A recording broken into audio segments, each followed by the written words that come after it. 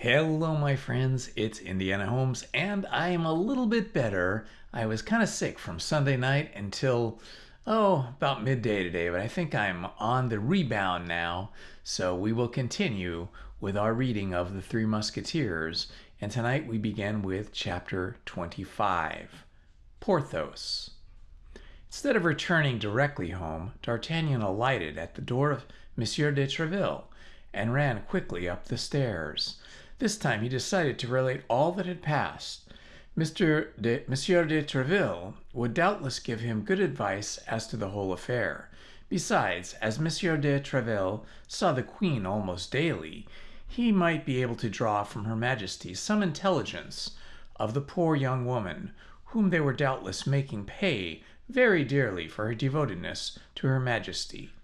Monsieur de Treville listened to the young man's account with a seriousness which proved that he saw something else in the adventure besides a love affair. When D'Artagnan had finished, he said, all this savors of his Eminence, a league off." "But what is to be done?" said D'Artagnan. "Nothing, absolutely nothing, at present, but quitting Paris. As I told you, as soon as possible I will see the Queen.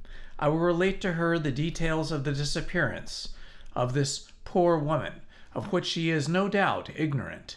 These details will guide her on her path, and on your return I shall perhaps have some good news to tell you. Rely on me." D'Artagnan knew that, although a Gascon, Monsieur de Treville was not in the habit of making promises, and that when by chance he did promise, he more than kept his word. He bowed to him, then, full of gratitude for the past and for the future, and the worthy captain, who was on his side, felt a lively interest in this young man, so brave and so resolute, pressed his hand kindly, wishing him a pleasant journey. Determined to put the advice of Monsieur de Treville in practice instantly, D'Artagnan directed his course towards the Rue des Fossoyeurs, in order to superintend the packing of his valise. On approaching the house, he perceived Monsieur Bonchenu, in mourning costume, standing at his threshold. All that the prudent Planchet had said to him the preceding evening about the sinister character of the old man recurred to him and recurred to the mind of D'Artagnan, who looked at him with more attention than he had done before. In fact, in addition to that yellow, sickly paleness which indicates the insinuation of the bile in the blood, and which might besides be accidental, D'Artagnan remarked something perfidiously significant in the play of the wrinkled features of his countenance. A rogue does not laugh in the same way that an honest man does. A hypocrite does not shed tears of a man of good faith. All falsehood is a mask, and however well made the mask may be, with a little attention we may always succeed in distinguishing it from the true face. It appeared then to D'Artagnan that Monsieur Bonchenu wore a mask, and likewise that that mask was most disagreeable to look upon. In consequence of this feeling of repugnance, he was about to pass without speaking to him, but, as he had done the day before, Monsieur Bonchenu accosted him. "Well, young man," said he, "we appear to pass rather gay nights. 7 o'clock in the morning, peste! You seem to reverse ordinary customs, and come home at the hour when other people are going out." "No one can reproach you for anything of the kind, Monsieur Bonchenu," said the young man. "You are a model for regular people. It is true that when a man possesses a young and pretty wife, he has no need to seek happiness elsewhere. Happiness comes to meet him, does it not, Monsieur Bonchenu?" Bonchenu became as pale as death, and grinned a ghastly smile. "Ah, ha, ha!" said Bonchenu. "You are a jocular companion. But where the devil were you gladding last night, my young master? It does not appear to be very clean in the crossroads." D'Artagnan glanced down at his boots, and all covered with mud, but that same glance fell upon the shoes and stockings of the mercer, and it might have been said that they had been dipped in the same mud heap. Both were stained with splashes of mud of the same appearance. Then a sudden idea crossed the mind of D'Artagnan that a little stout man, short and elderly, that sort that sort of lackey, dressed in dark clothes, treated without ceremony by men wearing swords, who composed the escort, was Bienvenu himself. The husband had presided at the abduction of his wife. A terrible inclination seized D'Artagnan to grasp the mercer by the throat and strangle him, but as we have said, he was a very prudent youth, and he restrained himself. However, the revolution which appeared upon his countenance was so visible that Bienvenu was terrified at it, and he endeavored to draw back a step or two. But as he was standing before the half of the door which was shut, the obstacle compelled him to keep his place. "Ah, but you are joking, my worthy man," said D'Artagnan. "It appears to me that if my boots need a sponge, your stockings and shoes stand in equal need of a brush. May you not have been philandering a little also, Mr. Bienvenu?" "Oh, the devil! That's unpardonable in a man of your age, and who, besides, has such a pretty wife as yours." "Oh, Lord knows," said Bienvenu, "but yesterday I went to Saint-Mandé to make some inquiries after a servant, as I cannot possibly do without one, and the roads were so bad that I brought back all this mud, which I have not yet had time to remove." The place named by Bienvenu as that which had been the object of his journey was a fresh proof in support of the suspicions D'Artagnan had conceived. Bienvenu had named Mandé because Mandé was in exactly the opposite direction from St. Cloud. This probably afforded him his consolation. If Bienvenu knew where his wife was, one might by extreme means force the mercer to open his teeth and let the secret escape. The question then was, how to change this probability into a certainty. Pardon me, my dear Monsieur Bienvenu, if I don't stand upon ceremony," said D'Artagnan, "but nothing makes one so thirsty as want of sleep. I am parched with thirst. Allow me to take a glass of water in your apartment.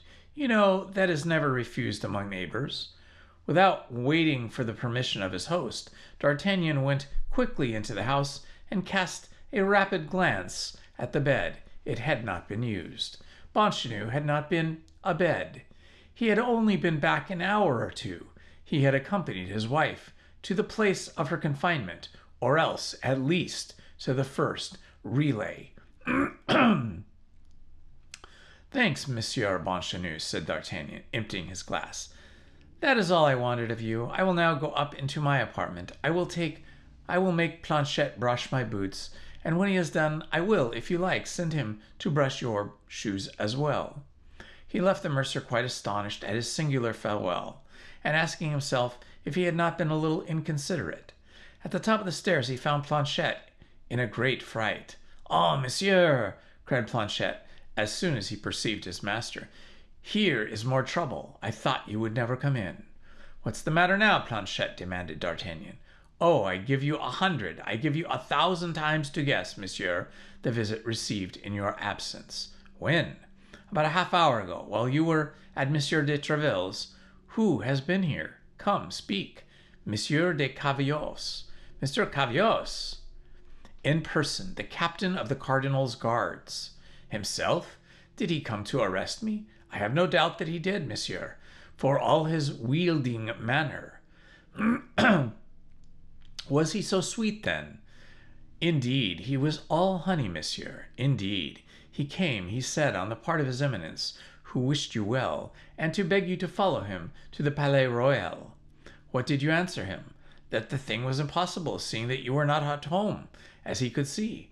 "Well, what did he say then?" "That you must not fail to call upon him in the course of the day." And then he added in a low voice, "Tell your master that his Eminence is very well disposed towards him, and that his fortune perhaps depends upon this interview." "The snare is rather maladroit for the cardinal," replied the young man, smiling. "Oh, I saw the snare, and I answered you would be quite in despair on your return." "Where has he gone?" asked Monsieur de Cavios. "To Troyes, in Champagne," I answered. "And when did he set out?" "Yesterday evening." Planchet, my friend, interrupted D'Artagnan, you are really a precious fellow. You will understand, monsieur. I thought there would be still time, if you wish, to see Monsieur de Cavallos, to contradict me by saying you were not yet gone. The falsehood would then lie at my door, and as I am not a gentleman, I may not be allowed to lie. Be of good heart, Planchet. You shall preserve your reputation as a veracious man. In a quarter of an hour, we set off. That's the advice I was about to give, monsieur. And where are we going, may I ask you without being too curious? Pardieu, in the opposite direction to which you said I was gone. Besides, you are not as anxious to learn news of Grimaud, Mousquetin, and Bazin as I am, to know what has become of Athos, Porthos, and Aramis. Yes, monsieur, said Planchet, and I will go as soon as you please. Indeed, I think provincial air will suit us much better just now than the air of Paris. So then, pack up your luggage, Planchet, and let us be off. On my part, I will go out with my hands in my pockets, and nothing will be suspected. You may join me at the Hotel des Gardes. By the way, Planchet, I think you are right with respect to our host, and I think he is decidedly a frightfully low wretch. Ah, monsieur, you may take my word for it when I tell you anything. I am a physiognomist, I assure you. D'Artagnan went out first, as he had agreed upon. Then, in order that he might have nothing to reproach himself with, he directed his steps for the last time toward the residences of his three friends. No news had been received of them, only a letter, all perfumed, and in elegant writing in small characters, had come for Aramis. D'Artagnan took charge of it. 10 minutes afterwards, Planchet joined him at the stables of the Hotel des Gardes. D'Artagnan, in order that there might be no time lost, had saddled his horse for himself. That's well, said he to Planchet, when the latter added to the portmanteau to the equipment. Now saddle the other 3 horses. Do you think, then, monsieur, that we shall travel faster than 2 horses apiece? Said Planchet, with his shrewd air. No, monsieur Jester, replied D'Artagnan. But with our 4 horses we may bring back 3 friends, if you should have the good fortune to find them living. Which is a great chance, replied Planchet, but we must not despair of the mercy of God. Amen, said D'Artagnan, getting into his saddle. As they went from the Hotel des Gardes, they separated, leaving the street at the opposite ends, one having to quit Paris by the Barrière de la Villette, and the other by the Barrière Montmartre, to meet again beyond Saint-Denis, a strategic maneuver which, having been executed with equal punctuality, was crowned with the most fortunate results. D'Artagnan and Planchet entered Pierrefitte together. Planchet was more courageous, it must be admitted, by day than night. His natural prudence, however, never forsook him for a single instant. He had forgotten not one of the incidents of the first journey, and he had looked upon everybody he met on the road as an enemy. It followed that his hat was forever in his hand, which procured him some severe reprimands from D'Artagnan, who feared that his excess of politeness would lead people to think that he was a lackey of a man of no consequence. Nevertheless, whether the passengers were really touched by urbanity of Planchet, or whether this time nobody was posted on the young man's road, our 2 travelers arrived at Chantilly without any accident, and alighted at the tavern of Great Saint Martin, the same at which they had stopped on their first journey. The host was seeing a young man followed by a lackey with 2 extra horses, advanced respectfully to the door. Now, as they had already traveled 11 leagues, D'Artagnan thought it time to stop. Whether Porthos were or were not in the inn, perhaps it would not be prudent to ask at once what had become of the Musketeer. The result of these reflections was that D'Artagnan, without asking any information of any kind, alighted, commended the horses to the care of his lackey, entered the small room destined to receive those who wished to be alone, and desired the host to bring him a bottle of his best wine, and as good a breakfast as possible, a desire which further corroborated the high opinion the innkeeper had informed of a traveler at first sight. D'Artagnan was therefore served with miraculous celerity. The regiment of the guards was recruited among the first gentlemen of the kingdom, and D'Artagnan, followed by a lackey, and traveling with 4 magnificent horses, despite the simplicity of his uniform, could not fail to make a sensation. The host desired himself to serve him, which D'Artagnan, perceiving, ordered 2 glasses to be brought, and commenced the following conversation. "My faith, my good host," said D'Artagnan, filling the 2 glasses, "I asked for a bottle of your best wine, and if you have deceived me, you will be punished in what you have sinned. For seeing that I hate drinking by myself, you shall drink with me. Take your glass, then, and let us drink. But what shall we drink to, so as to avoid wounding any susceptibility? Let us drink to the prosperity of your establishment." "Your lordship does me much honor," said the host, "and I thank you sincerely for your kind wish." "But don't mistake," said D'Artagnan, "there is more selfishness in my toast than perhaps you may think, for it is only in prosperous establishments that one is well received. In hotels that do not flourish, everything is in confusion, and the traveler is a victim to the embarrassments of his host. Now, I travel a great deal, particularly on this road, and I wish to see all innkeepers making a fortune. It seems to me," said the host, "that this is not the first time I have had the honor of seeing monsieur." "Bah! I have passed perhaps 10 times through Chantilly, and out of the 10 times I have stopped 3 or 4 times at your house at least. Why, I was here only 10 or 12 days ago. I was conducting some friends, Musketeers, one of whom, by the by, had a dispute with a stranger, a man who sought to quarrel with him, for I don't know what." "Exactly so," said the host. "I remember it perfectly. It is not Monsieur Porthos that is your lordship means?" "Yes, that is my companion's name. My God, my dear host, tell me if anything has happened to him. Your lordship must have observed that he could not continue his journey. Why, to be sure, he promised to rejoin us, and we have seen nothing of him. He has done nothing. He has done us the honor to remain here." "What? He had done you the honor to remain here?" "Yes, monsieur, in this house, and we are even a little uneasy." "On what account?" "Of certain expenses he has contracted." "Well, but whatever expenses he may have incurred, I am sure he is in a condition to pay them." "Ah, monsieur, you infuse genuine balm in my blood. We have made considerable advances, and this very morning the surgeon declared that if Monsieur Porthos did not pay him, he should look to me, as it was I who had sent for him." "Porthos is wounded, then?" "I cannot tell you, monsieur." "What? You cannot tell me? Surely you ought to be able to tell me better than any other person." "Yes, but in our situation we must not say all we know, particularly as we have been warned that our ears should answer for our tongues." "Well, can I see Porthos?" "Certainly, monsieur. Take the stairs on your right, go up to the first flight, and knock on number 1. Only warn him that it is you." "Why should I do that?" "Because, monsieur, some mischief might happen to you." "Of what kind, in the name of wonder?" "Monsieur Porthos may imagine you belong to the house, and in a fit of passion might run his sword through you, or blow your brains out." "What have you done to him, then?" "We have asked him for money." "The devil! Ah, I can understand that.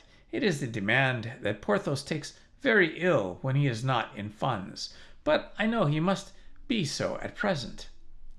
"We thought so too, monsieur, as our house is carried on very regularly, and we make out our bills every week. At the end of 8 days we presented our account, but it appeared we had chosen an unlucky moment, for at the first word of the subject he sent us all the devils. It is true that he had been playing the day before." "Playing the day before? And with whom?"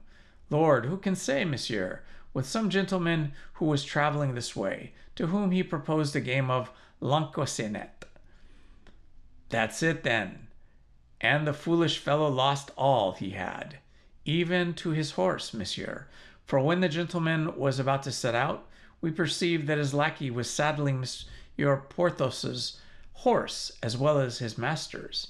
When we observed this to him, he told us all to trouble ourselves about our own business, as the horse belonged to him. We also informed Monsieur Porthos of what was going on, but he told us we were scoundrels to doubt the gentleman's word, and that he had said the horse was his. It must be so. That's Porthos all over, murmured D'Artagnan.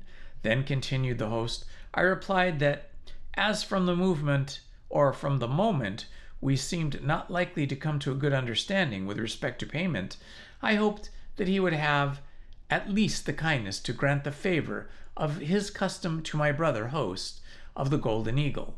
But Monsieur Porthos replied that my house being the best, he should remain here where he was. This reply was too flattering to allow me to insist on his departure. I confined myself then to begging him to give up his chamber, which is the handsomest in the hotel, and to be satisfied with a pretty little room on the third floor.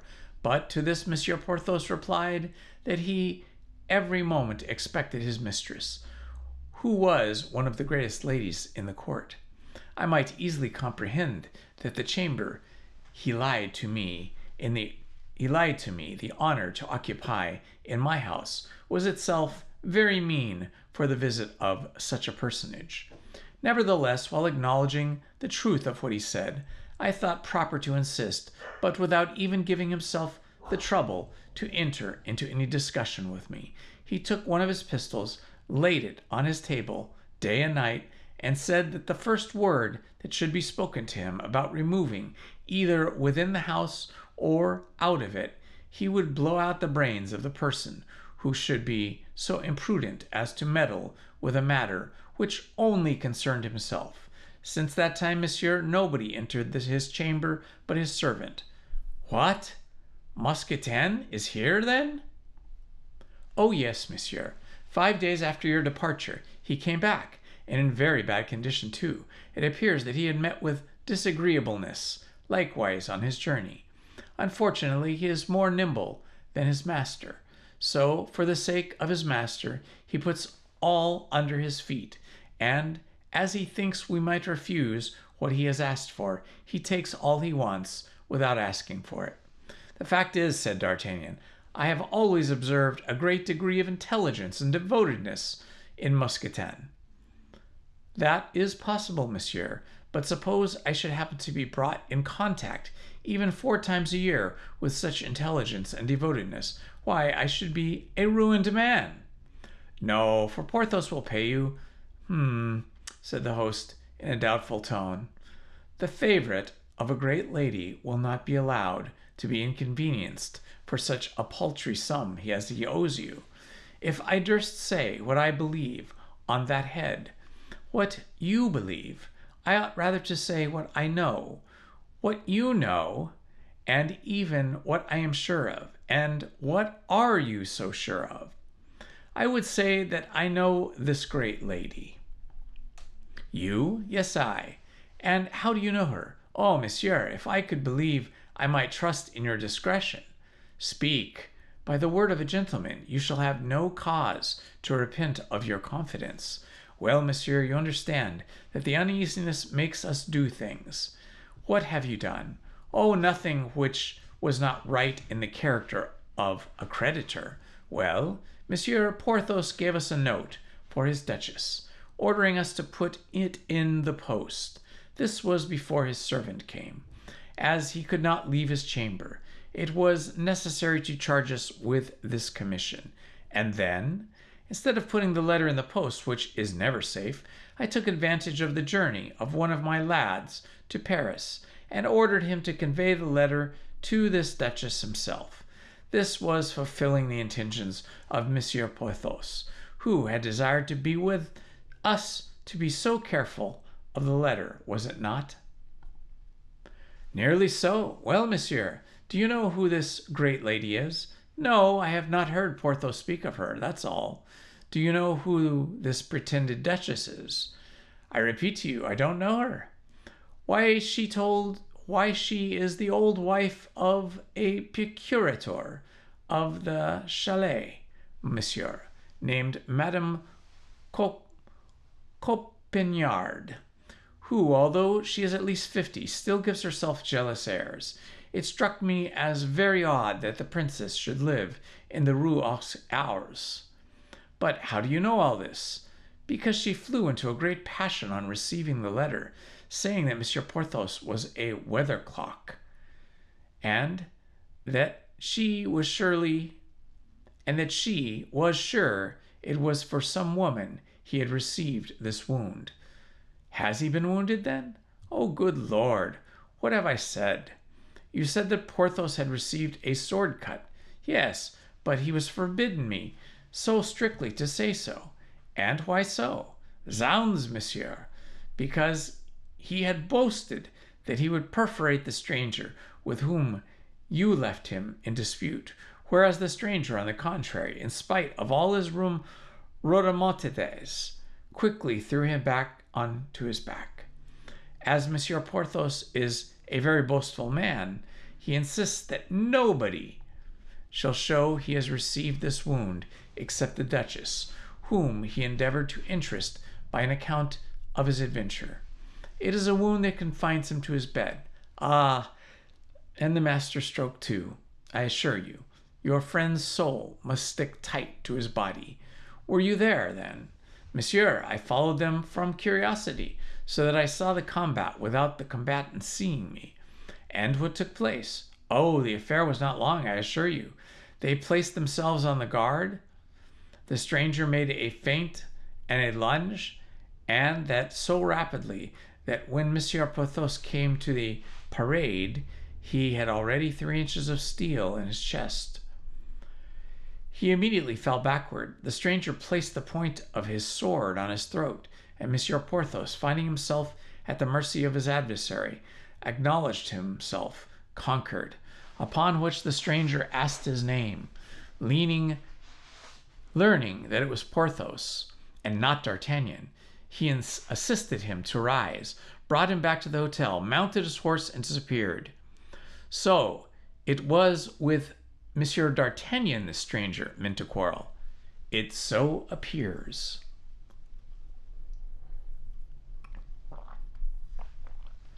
And do you know what has become of him? No, I never saw him until that moment, and I have not seen him since. Very well, I know all that I wish to know. Porthos's chamber is, you say, on the first story, number 1? Yes, monsieur. The handsomest in the inn, a chamber that I could have let 10 times over. Bah! Be satisfied, said D'Artagnan, laughing. Porthos will pay you with the money of the Duchess Coquignard. Oh, monsieur, procurator's wife or duchess, if she will but loosen her purse strings, it will be all the same. But she positively answered that she was tired of the exigencies and the infidelities of Monsieur Porthos, and she would not send him a denier. And did you convey this answer to your guest? We took good care not to do that. He would have found in what fashion we had executed his commission. So that he expects his money? Oh, Lord, yes, monsieur. Yesterday he wrote again, but it was his servant who this time put the letter to the post. Do you say that the procurator's wife is an old and ugly woman? 50 at least, monsieur, and not all that handsome, according to Patol's account. In that case, you may be quite at ease. She will soon be softened. Besides, Porthos cannot owe you much. How not much? 20 good pistoles already, without reckoning the doctor. He denies himself nothing. It may easily be seen he has been accustomed to live well.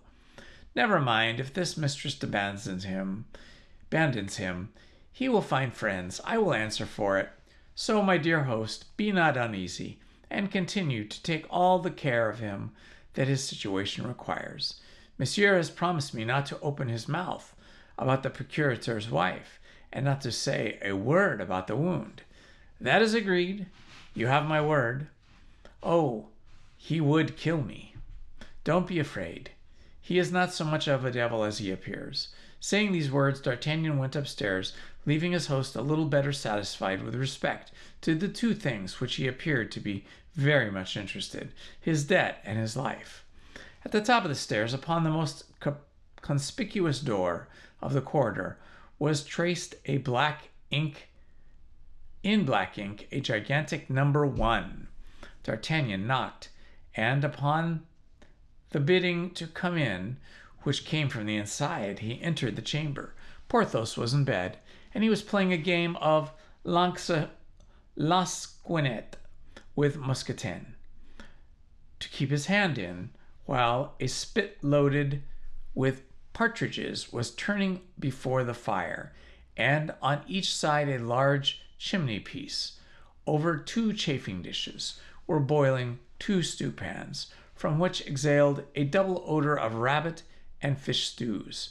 Rejoicing to the smell, in addition to that, he perceived that the top of the wardrobe and the marble of the commode were covered with empty bottles. At the sight of this, Porthos uttered a loud cry of joy, and Mousqueton, rising respectfully, yielded his place to him, and went to give an eye to the 2 stewpans, on which he appeared to have a particular inspection. "Ah, Perdu, is that you?" said Porthos to D'Artagnan. "You are right to welcome. Excuse my not coming to meet you, but," added he, looking at D'Artagnan with a certain degree of uneasiness, "you know what has happened to me." "No." "Has the host told you nothing, then?" "I asked after you, and came up as soon as I could." Porthos seemed to breathe more freely. "And what had happened to you, my dear friend Porthos?" continued D'Artagnan. "Why, on making a thrust at my adversary, whom I had already hit 3 times, and whom I meant to finish with the 4th, I put my foot on a stone, slipped, and strained my knee." "Truly!" "Honor, luckily for the rascal, for I should have left him dead on the spot, I assure you." "And what has become of him?" "Oh, I don't know. He had enough, and set off without waiting for me, I guess. But you, my dear D'Artagnan, what has happened to you?" "So that this strain of the knee," continued D'Artagnan, "my dear Porthos, keeps you in bed?" "My God, that's all. I shall be about and up and about again in a few days." "Why did you not save yourself conveyed to Paris? You must be cruelly bored here." "That was my intention, but my dear friend, I have one thing to confess to you." "What's that?" "It is that, as I was cruelly bored, as you say, and I had the 75 pistoles in my pocket, which you had distributed to me, in order to amuse myself, I invited a gentleman who was traveling this way to walk up and proposed a cast of dice. He accepted my challenge, and my faith, my 75 pistoles passed from my pocket to his, without reckoning my horse, which he won in the bargain. But you, my D'Artagnan, what can I expect? My dear Porthos, a man is not privileged in all ways," said D'Artagnan. "You know the proverb, unlucky at play, lucky in love. You are too fortunate in your love for play not to take its revenge. What consequence can revenues of fortune be to you? Have you not, happy rogue that you are, have you not your Duchess, who cannot fail to come to your aid? Well, you see, my dear D'Artagnan, with what ill luck I play," replied Porthos. "With the most careless air in the world, I wrote to her to send me 50 louis or so, of which I stood absolutely in need of on account of my accident. Well, well, she must be in her country seat, for she has not answered me." "Truly?" "No. So I yesterday addressed another epistle to her, still more pressing than the first. But you are here, my dear fellow. Let us speak of you. I confess I began to be very uneasy on your account, but your host behaves very well toward you, as it appears, my dear Porthos," said D'Artagnan, directing the sick man's attention to the full stewpans and empty bottles. So, replied Porthos. Only 3 or 4 days ago, impertinent jackanapes gave me his bill, and I was forced to turn both him and his bill out the door, so that I am here something in a fashion of a conqueror, holding my position, as it were, by conquest, so you see, being in constant fear of being forced from that position. I am armed to the teeth. And yet, said D'Artagnan, laughing, it appears to me that from time to time you must make sorties. And he pointed again to the bottles and the stewpans. Not I, unfortunately, said Porthos. This miserable strain confines me to my bed, but Mousquetin forages and brings me provisions. Friend Mousquetin, you see that we have a reinforcement, and we must have an increase of supplies. Mousquetin and D'Artagnan, you must render me a service. What, monsieur? You must give your recipe to Planchet. I may be besieged in my turn, and I shall not be sorry for him to be able to let me enjoy some of the same advantages which you gratify your master. Lord, monsieur, there is nothing more to say, said Mousquetin with a modest air, only that one needs to be sharp. That's all. I was brought up in the country, and my father, in his leisure time, was something of a poacher. And what did he do the rest of the time? Monsieur, he carried out a trade which I have always thought satisfactory, which, as it was time of war between the Catholics and the Huguenots, as he saw the Catholics exterminate the Huguenots and the Huguenots exterminate the Catholics, all in the name of religion, he adopted a mixed belief which permitted him to be sometimes Catholic and sometimes Huguenot. Now he was accustomed to walk with his fowling piece on his shoulder, behind the hedges which border the roads, and when he saw a Catholic coming alone, the Protestant religion immediately prevailed in his mind. He lowered his gun in the direction of the traveler. Then, when he was within 10 paces of him, he commenced a conversation, which almost always ended in the traveler's abandoning his purse to save his life. It goes without saying that when he saw a Huguenot coming, he felt himself filled with such ardent Catholic zeal that he could not understand how, a quarter of an hour before, he had not been able to have any part of the doubts upon my superiority of our holy religion. For my part, monsieur, I am Catholic, my father, faithful to his principles, having made my elder brother a Huguenot. And what was the end of this worthy man? Asked D'Artagnan. Oh, of the most unfortunate kind, monsieur. One day he was surprised in a lonely road between a Huguenot and a Catholic, and both of whom he had before had business, and who both knew him again. So they reunited against him, and hanged him on a tree. Then they came and boasted of their fine exploit in a cabaret in the next village, where my brother and I were drinking. And what did you do? Said D'Artagnan. We let them tell their story out, replied Mousquetin. Then, as in leaving the cabaret, they took different directions. My brother went and hid himself on the road of the Catholic, and I on that of the Huguenot. 2 hours after all was over, we had done the business of both, admiring the foresight of our poor fathers, who had taken the precaution to bring each of us up in a different religion. Well, I must allow, as you say, to protect father was a very intelligent fellow, and you say in his leisure moments the worthy man was a poacher. Yes, monsieur, and it was he who taught me to lay a snare and a ground line. The consequence is that when I saw your laborers, which did not at all suit two such delicate stomachs as ours, I had recourse to a little of my own trade.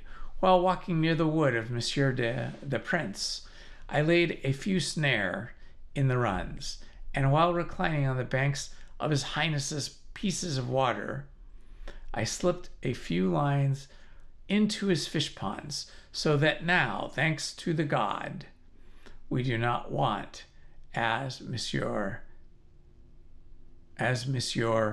Porthos can testify, for the partridges, rabbits, carp, and eels all light some wholesome food suitable for the sick.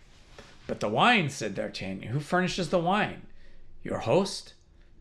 That is to say, yes and no. How yes and no? He furnishes it, it is true, but he does not know that he has an honor. Explain yourself, Mousquetin. Your conversation is full of instructive things. This is it, monsieur. It has so chanced that I met with a Spaniard in my peregrinations who had seen my country among them in the New World. What connection can the New World have with the bottles which are on the commode and in the wardrobe? Patience, monsieur. Everything will come in its turn. The Spaniard had in his service a lackey who had accompanied him in his voyage to Mexico. This lackey was my first compatriot, and we became the more intimate from there, the beginning, many resemblances of character between us.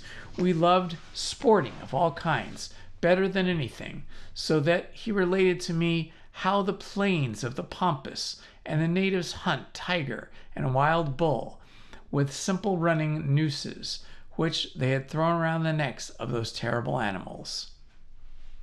At first, I would not believe that they could attain such a degree of skill as throwing to a distance of 20 or 30 paces, the end of the cord with such nicety, but in the face of proof, I was obliged to acknowledge the truth of the recital. My friend placed the bottle at the distance of 30 paces, and each of us cast an eye on the neck of the bottle, which was running to a noose. I practiced this exercise as nature has endowed me with some faculties. At this day I can throw the lasso with any man in the world. Well, do you understand, monsieur? Our host has a well-furnished cellar, and the key of which never leaves him. Only this cellar has been ventilating itself. Now, through this ventilating hole, I throw my lasso, and as now I know in which part of the cellar is best wine. That's my point, sport. You see, monsieur, what the New York world has done to do with the bottles, which are on the commode and in the wardrobe. Now you will taste our wine, and without prejudice say what you think of it. Thank you, my friend, thank you. Unfortunately, I have just breakfasted. Well, said Porthos, strange to arrange the table, Mousquetin, and while we are at breakfast, D'Artagnan will relate to us what has happened to him during the 10 days since he left us. Willingly, said D'Artagnan, while Porthos and Mousquetin were breakfasting with the appetites of convalescents and with that brotherly cordiality which unites men in milestones. D'Artagnan related how Aramis, being wounded, was obliged to stop at Crèvecoeur, how he had left Athos fighting at Amiens with 4 men who had accused him of being a coiner, and how he, D'Artagnan, had been forced to run the Comtesse de Wardes through the body in order to reach England. But there the confidence of D'Artagnan stopped. He only added that on his return from the Great Britain, he had brought back 4 magnificent horses, one for himself and one for each of his companions. Then he informed Porthos that he had one once intended for him that was already installed in the stable of the tavern. At this moment, Planchet entered to inform his master that the horses were sufficiently refreshed and that it would be possible to sleep at Clermont. As D'Artagnan was tolerably assured with regard to Porthos, and as he was anxious to obtain news of his brother of his two other friends, he held out his hand to the wounded man and told him he was about to resume his route in order to continue his researches. For the rest, he reckoned upon returning by the same route in 7 or 8 days. If Porthos were still at the Great Saint Martin, he would call for him on his way. Porthos replied that in all probability his sprain would not permit him to depart yet awhile.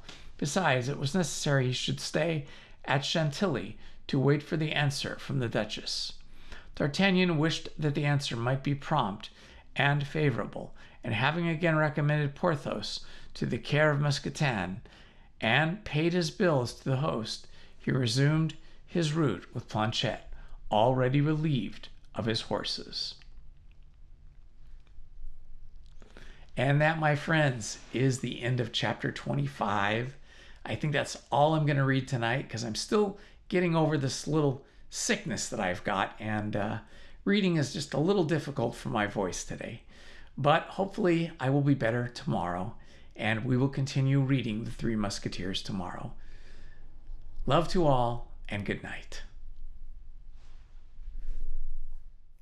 Please hit the like button, subscribe, and hit the notifications button. Thank you very much.